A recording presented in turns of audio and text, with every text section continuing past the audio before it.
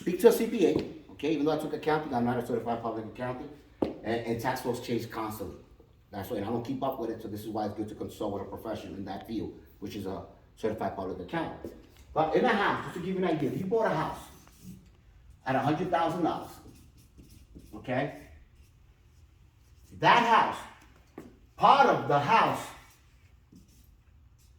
they have tax write-off that you could use, okay? But it's not the full amount because that house has land, and land cannot be depreciated. You could depreciate the building, but not the land. So you figure the land was about 25%.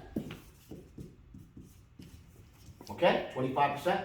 So 75% will be, in this case, right, $75,000. $75,000 you could depreciate through 27 on a residential, 0.5 years.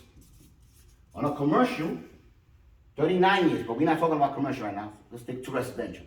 27.5 years. Now, I was gonna do the math. So I want you to pull out your calculator and I want you to multiply 27.5 years, okay? And that's gonna give you an amount, which I should have wrote it down. That's gonna give you an amount in which you could depreciate every year for your taxes or offset your income every year, right? Because of the depreciation of this property. Now that's just one, so do the math yourself.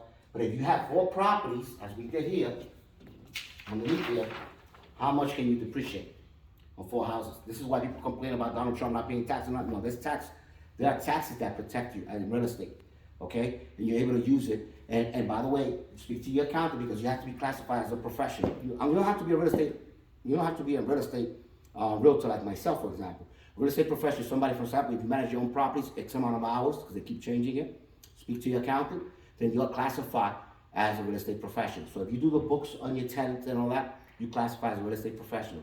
That being stated, you will offset your income with your passive cash flow and offset with your losses. So that way, your taxable income is less because you're depreciating the property. Now later on, obviously, they say you have to pay a recap, and I'm not gonna get into that. I'm not gonna confuse you.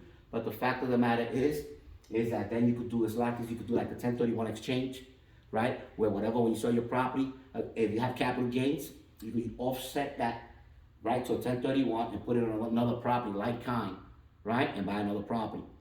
Normally you have to identify a property within 45 days if you're gonna buy a property once you sell a house, and you have 6 months to close.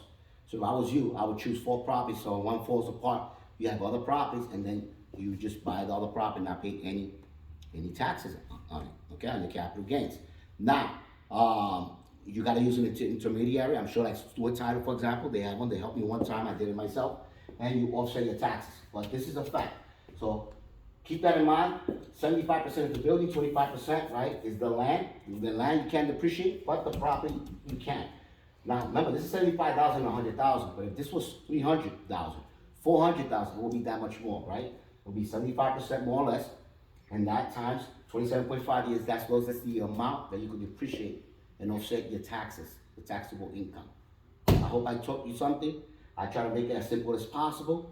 But you saw your return on your investment right here, 100,000, right? You gotta wait, right? 13.5 years, 13 and a half years before you start getting a capital, before you start getting an actual profit, because all you're getting is your money back, right? Here, using OPM, it took less amount of years, 6.83. This is just one property, right? And you had a higher return on your investment. You can do the math. It's very simple, all right? All you gotta do is 2,128 divided by $20,000, what you put down, that gives you a return on your investment. How much are you getting back out of your money that you put in your pocket? That's in a year. That's your return on your investment. So 2,128 from 20,000, that's a higher interest or higher return on your investment.